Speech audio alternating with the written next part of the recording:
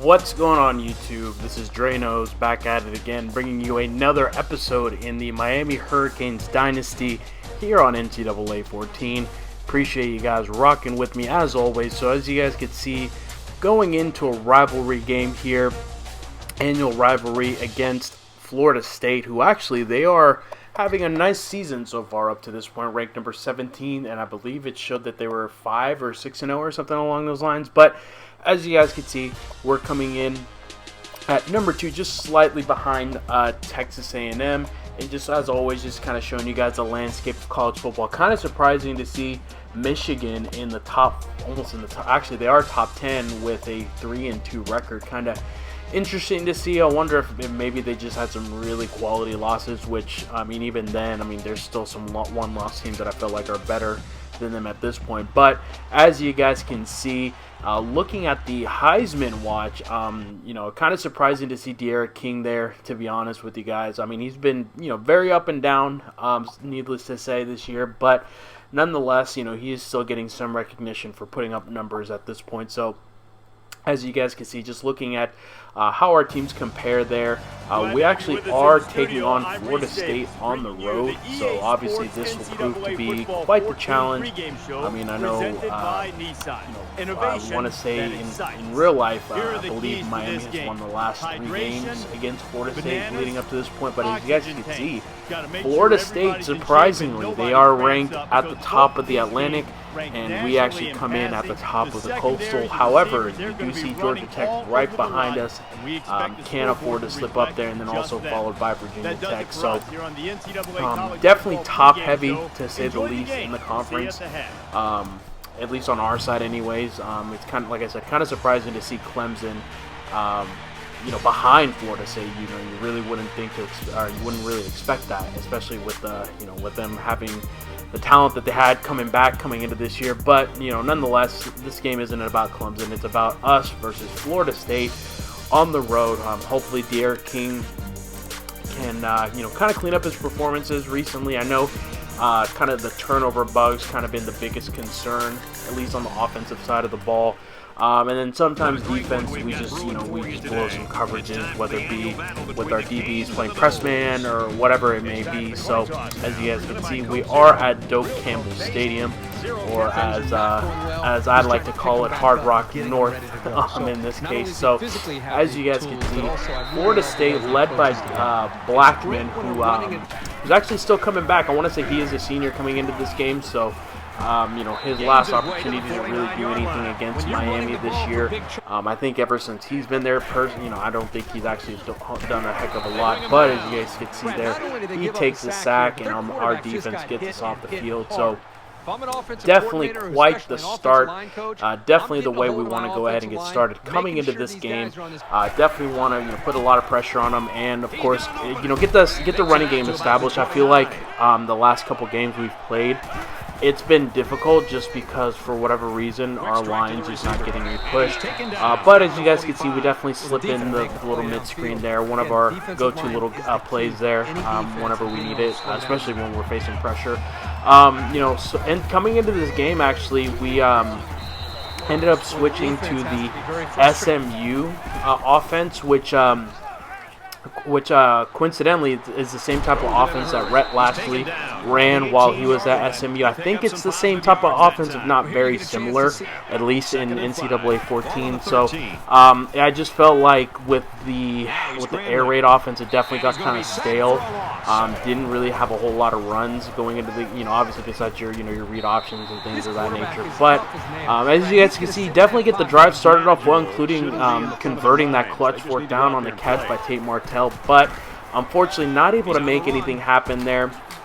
So at that point we just decide to take advantage of the good field position and take our 3. But as you guys can see here, Blackman hits a corner route to, I want to say it's one of his tight ends, if I'm not mistaken, and puts him right into the red zone. So at this point we just got to hold the door here. Blackman all day, daylight. He tries to take off, but we are right there. Still, kind of crazy how he was able to break tackles. 4th and 1. Decide to go for it. We're right there, but Cam Akers just shakes off our defender. I think it was Amari Carter. Just completely just runs right through him. I was kind of shocked that happened. I thought we played that perfectly, especially since we hit him in the backfield. But, you know, got to give credit to Cam Akers at that point for just being a dog and just absolutely just running over our defender. But anyways, coming into the next possession for Miami, gonna go ahead and get the ball, hit a strike right over the middle, on the post route, and then of course, like I said before, coming into this game, I wanted to get the run game going. DJ Dallas, I definitely want him to have kind of his signature game. I feel like we've definitely gone a little pass happy since we got D'Eriq King, as opposed to last year where we definitely ran the ball quite a bit with you know, whenever Tate Martell was a freshman. But as you guys can see there, D'Eriq King showing what he's capable of, throwing lasers right down the sideline, and he's able to go ahead and put us in the Florida State red zone. And 2nd and 3, he's going to go ahead, call his own number, and take it in himself. So D'Eriq King, obviously the weapon that he is on the ground, takes it in with the on the read option. So Miami is up 10-7, and I usually don't show these updates up until now, where we see Clemson, they actually go down to Georgia Tech. So that is going to cause a lot of craziness, especially in that division in the Atlantic.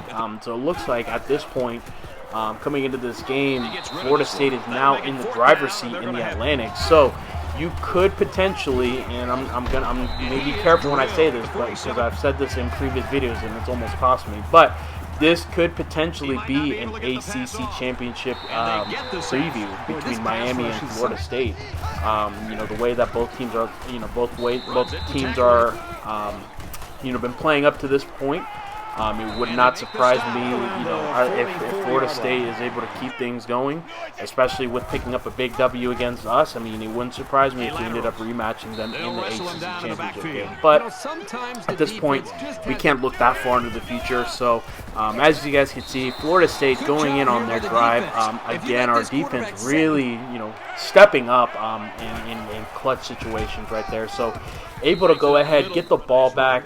Again, just DJ Dallas is just going to – he's definitely a man on a mission at this point. So, as you guys can see, you know, trying to run some different formations out of this SMU, and that was such a bad decision at that point. We could have easily just taken off for the first right there. But, you know, just trying to get a little too cute. Unfortunately, not able to pick up the first, so that does force a punt. Gives it right back to Florida State right within almost 2 minutes. So, gives them an opportunity to capitalize and really try to take the lead at half. But as you guys can see, our run defense is right there outside of that one run where Cam Akers took it in, punched it in from 1 yard out. Defense definitely came to play. As you guys can see, we do force them to a 4th down. We decided to call a timeout just to maximize the amount of time we have. But, you know, it does play in our favor because Florida State actually misses the field goal attempt and missed it really badly at that point. I don't think that they have any more Aguayos kicking for Florida State at this point. So as you guys can see, we see blood in the water. We see an opportunity here to make a play. You know, minute 30 left. As you guys can see, D. Wiggins has been really nice on that post route. I think that's the 2nd or 3rd time in this game where we hit him on that little post route. And then as you guys can see, decide to go ahead and make the right move this point. You know, nothing doing there, but we take off with D'Eriq King, able to go ahead and almost put us in the Florida State red zone. Call a little screen, and as you guys can see there, unfortunately, D'Eriq King actually gets hurt, and I'm sitting here freaking out because I see Tate Martell as he's typically our emergency string, but as you guys can see, he clutches up and throws a touchdown on the corner route to Jeff Thomas. Everything just happened so quickly, I wasn't exactly sure what was going on and why Tate Martell was out there. I was expecting N'Kosi Perry to be out there, but hey, you know, anytime that we have Tate Martell out there, he's made plays. And as you guys can see, D'Eriq King unfortunately did suffer a concussion, but if there is a positive, he's only out for the remainder of the game and should be healthy for the next game that we have.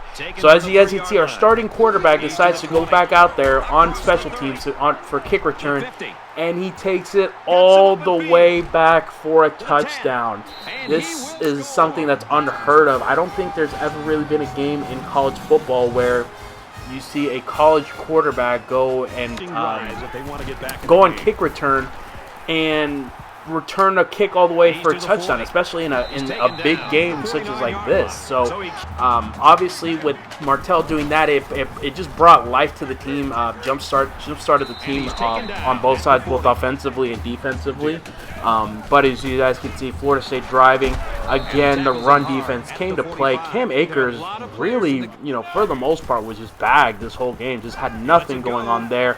And then, as you guys can see, we finally force a turnover at an opportune time there. Bubba Bolden is able to catch the pass over his shoulder and keep at least 1 foot in bounds. Obviously, we're playing the college game, so it only needs 1 foot in bounds.